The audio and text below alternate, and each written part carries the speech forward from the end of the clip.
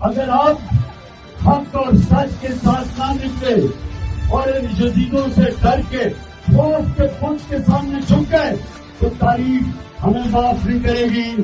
جمہور کی طاقت کے آگے ٹھہر سکا ہے نہ ٹھہر سکے گا کوئی ظالم، کوئی جابر، کوئی مطلق الاعنان، کوئی حکم شاہی، کوئی درباری بیان، کوئی فیصلہ رائے جو قبول ہو سکا ہے نہ ہو سکے گا جمہوری رائے کے برخلاف عوامی فیصلوں سے متضاد۔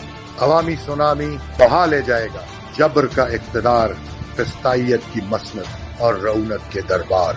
ہمیں ہے حکم ازاں سو ہم کریں گے ادا، نکل کے حق کے لیے باوفا رہیں گے صدا۔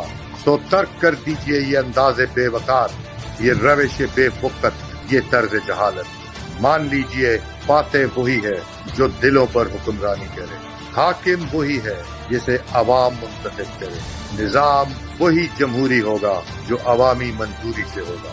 میں اپنے سارے پاکستان کو کہہ رہا ہوں کہ یہ وقت ہے ان کے سامنے کھڑا ہونے کا، ان ڈاکوؤں کے، چوروں کے اور امریکوں کے نوکروں کے۔ یہ میرے ملک کے لیے جہاد ہے، آخر تک جاؤں گا ان کا مقابلہ کرنے کے لیے۔ پشاور جلسہ 27 ستمبر بروز ہفتہ، چلو کہ منزل بلا رہی ہے۔